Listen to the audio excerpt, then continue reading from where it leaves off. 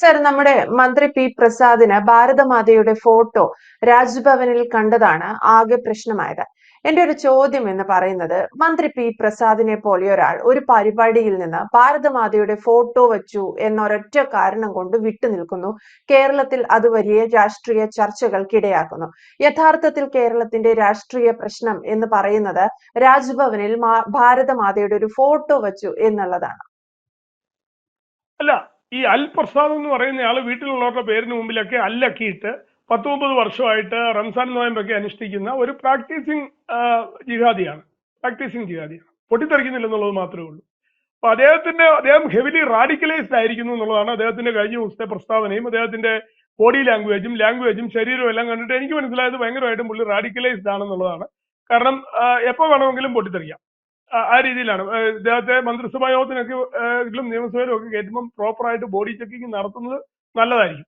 അത്രയ്ക്ക് പകയാണ് പുള്ളി ഇന്ത്യയോടും ഹിന്ദുക്കളോടും എടുക്കുന്നത്. എന്നാൽ അതേ സമയത്ത് പുള്ളിയുടെ നേതാക്കന്മാരും പുള്ളിയൊക്കെ പാലസ്തീന്റെ കഫിയ എന്നൊക്കെ അവർ പറയുന്നേ ഉള്ളൂ. സാധനം ഈ ഒരു ലുങ്കി ത്രികോണാകൃതിയിൽ കീറി തലക്കോണവോ എന്നോ അല്ലെ കള്ളിക്കോണവോ എന്നോ ഒക്കെ പറയാം. ആ കള്ളിക്കോണവും തലക്കോണവും ഒക്കെ തലയെ കെട്ടി പാലസ്തീന്റെ ജിഹാദി തലക്കോണവും കഴുത്തെ കെട്ടിയാണ് LDF-ന്റെയും UDF-ന്റെയും നേതാക്കന്മാർ കഴിഞ്ഞ ഒരു വർഷമായിട്ട് കേരളത്തിൽ കൂടെ നടക്കുന്നത്. എല്ലാ മീറ്റിങ്ങിലും അവരുടെ ആണുങ്ങളും പെണ്ണുങ്ങളും ഈ തലക്കോണവും കൊണ്ടുപോയി വെക്കുന്നുണ്ട്. അപ്പൊ അതിനൊന്നും പുള്ളിക്ക് പ്രശ്നമില്ല.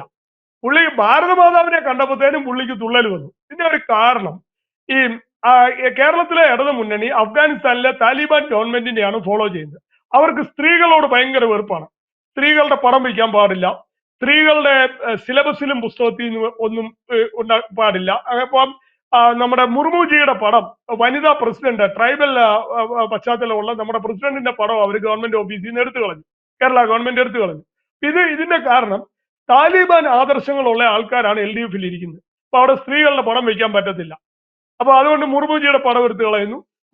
മുർമുജിയുടെ പടം എടുത്തു കളഞ്ഞിട്ട് വന്നപ്പോഴാണ് ഇതേ ഭാരതമാത ഇരിക്കുന്നത്. അവരുടെ പടം എടുത്തു കളയണമെന്ന് ഗവർണറോട് പറഞ്ഞു.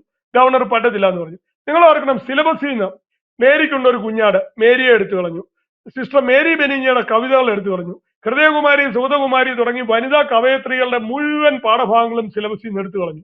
അതുപോലെ PT Usha, missile woman Tessy Thomas, അങ്ങനെ കേരളത്തിന് വേണ്ടി വിവിധ രംഗത്ത് അച്ചീവ് ചെയ്ത മുഴുവൻ സ്ത്രീകളെയും സിലബസിൽ നിന്ന് ഈ ഇടതുമുന്നണി എടുത്തു കളഞ്ഞു. ഇത് ആരുടെ നിർദ്ദേശപ്രകാരമാണ്? കൃത്യമായിട്ട് താലിബാന്റെ നിർദ്ദേശപ്രകാരമാണ്. അഫ്ഗാനിസ്ഥാനിലെയും പാകിസ്ഥാനിലെയും സിലബസും പാകിസ്ഥാനിലെയും പരിപാടികളാണ് സാമൂഹ്യ രംഗത്തും വിദ്യാഭ്യാസ രംഗത്തും രാഷ്ട്രീയ രംഗത്തും മതരംഗത്തും എല്ലാം ഇവർ ഉന്നയിച്ചുകൊണ്ടിരിക്കുന്നത്. അതായത് അഫ്ഗാനിസ്ഥാനിൽ താലിബാൻ എങ്ങനെയാണോ ശരിയാ കൊണ്ടിരുന്നത് അതിന്റെ 100 ഇരട്ടി ശക്തിയിലാണ് കേരളത്തിലെ LDF-ഉം UDF-ഉം. കാരണം ഇതിനകത്ത് UDF ഒരു കൂട്ടുപ്രതിയാണ്. ഈ പ്രസാദിന് ഇത്രയും ധൈര്യം കൊടുക്കുന്നത് കൃത്യമായിട്ട് ഈ UDF-കാരുടെ പിന്തുണ കൂടെ ഉണ്ട് ഇക്കാര്യത്തിൽ. അല്ലാണ്ട് LDF തന്നെയല്ല ഇത് ചെയ്യുന്നത്. അപ്പൊ പ്രസാദ് 2004, 2014 തന്നെ മതം മാറിയോ, റാഡിക്കലൈസ്ഡ് ആയോ എന്നുള്ള കാര്യം NIA പരിശോധിക്കണം.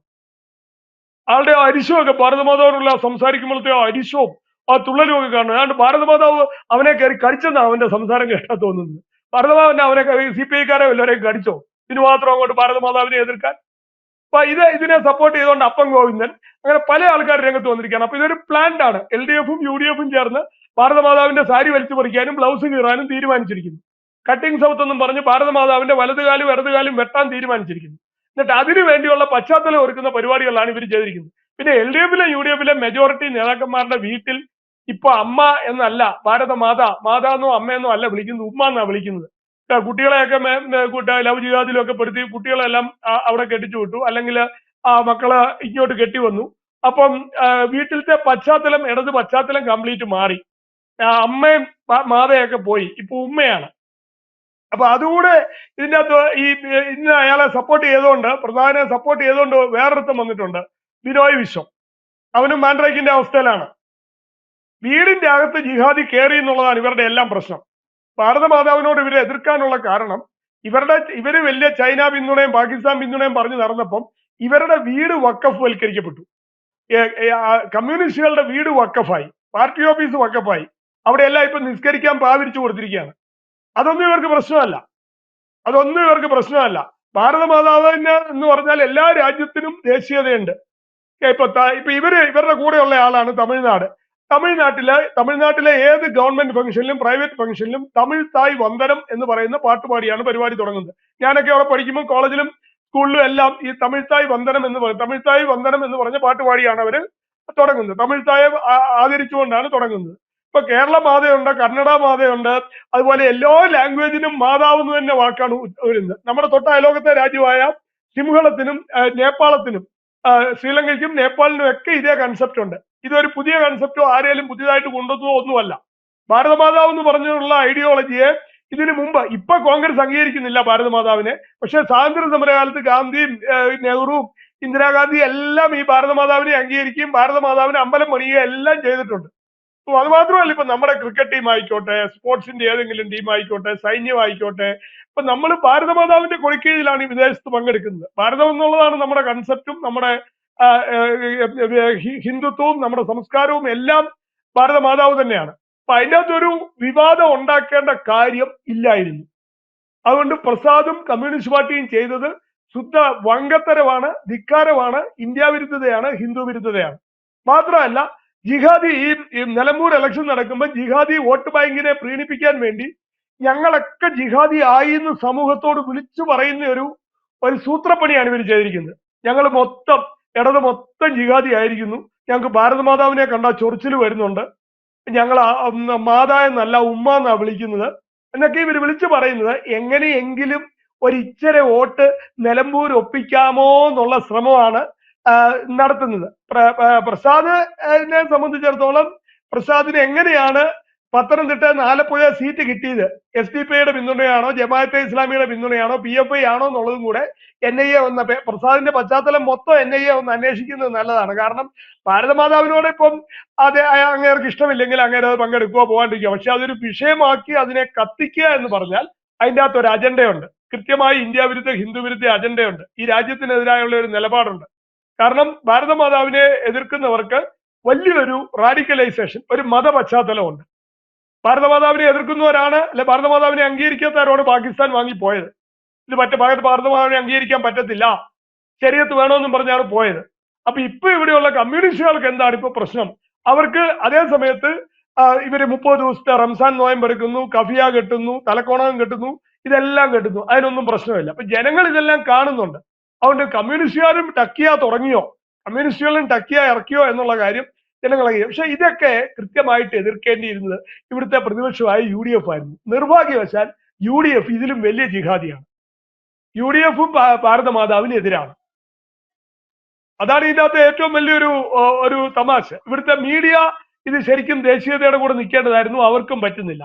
എന്തോ ഭയങ്കര ഹീറോയിസം ആയിട്ടാണ് മന്ത്രി കാണിച്ചത്, എന്തോ ഭയങ്കര ഹീറോയിസം ആയിട്ടാണ് ഇത്. പക്ഷെ സത്യം എന്താണെന്ന് ചോദിച്ചാൽ കേരളത്തിലെ രാഷ്ട്രീയ പാർട്ടികളെയും മീഡിയ ഹൗസുകളെയും അവരുടെ കുടുംബങ്ങളെയും ജിഹാദി കൈയടക്കിയിരിക്കുന്നു. അമ്മ മാറി ഉമ്മയായിരിക്കുന്നു. അപ്പൊ അതിനെതിരെയാണ് കേരളത്തിൽ ജനവികാരം വരേണ്ടത്. നമ്മുടെ സംസ്കാരവും നമ്മുടെ ഭാഷയും നമ്മുടെ ഭാരതമാതാവിനെ നിലനിർത്തേണ്ടത് നമ്മുടെ രാജ്യത്തിന്റെ നിലനിൽപ്പിന് ആവശ്യമാണ്, നമ്മുടെ ഐഡന്റിറ്റിക്ക് ആവശ്യമാണ്. LDFും UDFും തമ്മിൽ ജിഹാദികളുടെ വോട്ടിന് വേണ്ടി നടത്തുന്ന ഒരു വലിയൊരു ഫൈറ്റ് ആണ് നടന്നുകൊണ്ടിരിക്കുന്നത്. അപ്പൊ ആരാണ് കൂടുതൽ ജിഹാദികളെ പ്രീണിപ്പിക്കുന്നതെന്ന് അറിയാൻ വേണ്ടി ഉള്ള ഒരു മത്സരമാണ്. അതിൽ ആരാണോ ഹിന്ദുക്കളെ കൂടുതൽ ദ്രോഹിക്കുന്നത്, കൂടുതൽ ഹിന്ദുത്വത്തെ അപമാനിക്കുന്നത്, കൂടുതൽ ഇന്ത്യയെ അപമാനിക്കുന്നത്, ഇതാണ് വോട്ടിന്റെ മാനദണ്ഡം എന്നാണ് കോൺഗ്രസും കമ്മ്യൂണിസ്റ്റും വിശ്വസിച്ച് വെച്ചിരിക്കുന്നത്. അതുകൊണ്ടാണ് അനാവശ്യമായിട്ട് ഹിന്ദു സിംബൽസിനെ, ഇന്ത്യൻ സിംബൽസിനെ എല്ലാം ഇവർ അവഹേളിക്കാൻ ശ്രമിക്കുന്നത്. ചുമ്മാ ഇരിക്കുന്ന ഹിന്ദുവിന്റെ മൂക്കൽ ഒന്ന് തോണ്ടുക, ഒന്ന് ചിരിക്കുക, ആ രീതിയിലുള്ള പരിപാടികളാണ്. ഭാരതമാതാവിന്റെ പടം ഗവർണറുടെ ഓഫീസിലോ ഫംഗ്ഷനിലോ ഇരിക്കുന്നതിന്റെ പേരിൽ ഒരു പ്രശ്നവും ഒരു ഗവൺമെന്റിനോ ഇവിടുത്തെ ക്രിസ്ത്യാനിക്കോ മുസ്ലിമിനോ ആർക്കും ഒരു പ്രശ്നം ഉണ്ടാകുന്നില്ല. ഇവിടുത്തെ രാഷ്ട്രീയ പാർട്ടിക്ക് ഒരു പ്രശ്നം ഉണ്ടാകുന്നില്ല. അപ്പൊ അത് ഇഷ്യൂ ആക്കുന്നതിന്റെ ഉദ്ദേശം ഈ ഇലക്ഷനിൽ എങ്ങനെയെങ്കിലും കുറച്ച് റാഡിക്കലൈസ്ഡ് ആയിട്ടുള്ളവരുടെ വോട്ട്, തീവ്രവാദികളുടെ വോട്ട് എങ്ങനെ മേടിക്കാം എന്നതിനെ സംബന്ധിച്ചാണ്. വെറുതെ ഇരുന്ന ഭാരതമാതാവിനിട്ട് ഒരു തട്ട് കൊടുത്തു. ഇതാണ് ഈ ഇദ്ദേഹത്തിന്റെ നടപടിക്രമം. ഇവരുടെ വീടെല്ലാം, ഈ പറഞ്ഞ ഇടതന്മാരുടെ വീടെല്ലാം ഓൾറെഡി ജിഹാദിവൽക്കരണത്തിന് വിധേയമായി കഴിഞ്ഞു. അവരുടെ ഓഫീസും വീടും അവരുടെ ഐഡിയോളജിയും എല്ലാം ജിഹാദിവൽക്കരണത്തിന് വിധേയമായി കഴിഞ്ഞു, റാഡിക്കലൈസേഷന് വിധേയമായി കഴിഞ്ഞു. അപ്പൊ അവർക്ക് സ്വാഭാവികമായിട്ടും ഭാരതമാതാവിനെ കാണുമ്പോഴോ ഇന്ത്യയുടെ സിംബൽസിനെ കാണുമ്പോഴോ ഒരു വലിയ അരിശം തോന്നുന്നത് വളരെ സ്വാഭാവികമായിട്ടാണ് വരുന്നത്. മറ്റു രാജ്യങ്ങൾക്കെല്ലാം അവരുടേതായ തനതായ സിംബൽസ് ഉണ്ട്. അവിടെ ഒന്നും ഈ പ്രശ്നങ്ങളില്ല. ഇത് ഇല്ലാത്ത ഒരു പ്രശ്നം മനഃപൂർവ്വം ഉണ്ടാക്കി. പിന്നെ ഈ കൃഷിമന്ത്രിയുടെ ഒരു കാര്യം കൂടെ പറഞ്ഞു നിർത്തുകയാണ്. കേരളത്തിൽ കൃഷി മനഃപൂർവ്വം ഇല്ലാണ്ടാക്കിയവനാണ് ഈ പ്രസാദ്. ഈ 4 വർഷം ഇങ്ങനെ ഒരു മന്ത്രി ഉണ്ടായിരുന്നെന്ന് കേരളത്തിൽ ആർക്കും അറിയത്തില്ലായിരുന്നു. ഇവൻ ജീവിച്ചിരിപ്പുണ്ടെന്ന് പോലും ഒരുത്തിനും അറിയത്തില്ലായിരുന്നു. ഇവൻ ഒരു നല്ല കാര്യങ്ങൾ ചെയ്തിട്ടില്ല, കൃഷിക്കാർക്ക് വേണ്ടി ഒരു പരിപാടിയും ചെയ്തിട്ടില്ല, ഒരു പ്രസ്താവന പോലും ഇറക്കിയിട്ടില്ല. കൃഷിക്കാരെ വന്യമൃഗങ്ങൾ ആക്രമിക്കുമ്പോഴും വനം വകുപ്പ് ആക്രമിക്കുമ്പോഴും ഒക്കെ ഇവൻ എവിടെയെങ്കിലും മുങ്ങുക പതിവാണ്. ആളെ പോലും കിട്ടാനില്ല. ഫോണിൽ പത്രലേഖനം നോക്കിയാൽ പോലും ഇവനെ കിട്ടാനില്ല. ഒരു സുപ്രഭാതത്തിൽ 4 വർഷം കഴിഞ്ഞു, ഇലക്ഷൻ എടുക്കാറായി കഴിഞ്ഞപ്പോൾ ഇതേ ഇവൻ പെട്ടെന്ന് പൊങ്ങി വന്നിരിക്കുന്നു. അത് കൃഷിക്കാരുടെ പ്രശ്നം പറഞ്ഞുകൊണ്ടല്ല, ചില വിത്തോ വളവോ സബ്സിഡിയോ എന്തെങ്കിലും കൊടുക്കാമെന്ന് പറഞ്ഞുകൊണ്ടല്ല, വന്യമൃഗങ്ങളിൽ നിന്ന് രക്ഷിക്കാമെന്ന് പറഞ്ഞുകൊണ്ടല്ല, പാലസ്തീൻകാരന്റെ ഹമാസുകാരന്റെ ഒക്കെ കള്ളിക്കോണകം തലക്കോണകം സംരക്ഷിക്കാൻ ഭാരതമാതാവിനെ അങ്ങോട്ട് ഇല്ലാണ്ടാക്കി കളയുന്നു. ഇവൻ നോക്കിയാലൊന്നും ഭാരതമാതാവ് ഇല്ലാണ്ടാകത്തില്ല. ഒത്തിരി പേര് നോക്കിയത് 10,400 വർഷമായിട്ട്. ഭാരതമാതാവ് ഇവിടെ ഉണ്ട്, അനന്തമായിട്ട് ഭാരതമാതാവ് ഇവിടെ ഉണ്ടാവും. ഭാരതമാതാവിനെ പിന്തുണയ്ക്കാനും ആൾക്കാരുണ്ടാവും. ഭാരതമാതാവിന്റെയാണ് ഭാരതം. അത് ഇഷ്ടമില്ലാത്തവർക്ക് പാകിസ്ഥാനിലോട്ടോ ചൈനയിലോട്ടോ എങ്ങോട്ട് വേണേ പോകാം. അതുകൊണ്ട് ഭാരതമാതാവിനെ ഇല്ലാണ്ടാക്കൂ എന്നുള്ള പരിപാടി കമ്മ്യൂണിസ്റ്റ് പാർട്ടി നിർത്തുന്നതായിരിക്കും നല്ലത്. അത് കൂടുതൽ മുന്നോട്ട് പോയാൽ ഭാരതമാതാവ് കമ്മ്യൂണിസ്റ്റ് പാർട്ടിയെ ഇല്ലാണ്ടാക്കും. ബംഗാളിലും ത്രിപുരയിലും ഒക്കെ അതാണ് നടന്നത്. അപ്പൊ അത് ഏകദേശം ആ പരുവത്തിൽ കേരളം എത്തിയിട്ടുണ്ടെന്നുള്ളതാണ് ഈ CPIയുടെ ലേബലിൽ നടക്കുന്ന ജിഹാദി മന്ത്രി കാണിച്ചു കൂട്ടുന്ന ഈ അഭ്യാസങ്ങളുടെ എല്ലാം പുറകിലുള്ള ഖേദോവികാരം. അത് ജനങ്ങൾക്ക് മനസ്സിലാവുന്നുണ്ട്. ജനങ്ങൾ അത് കൃത്യമായിട്ട് അതിന് പ്രതികരിക്കുകയും ചെയ്യും.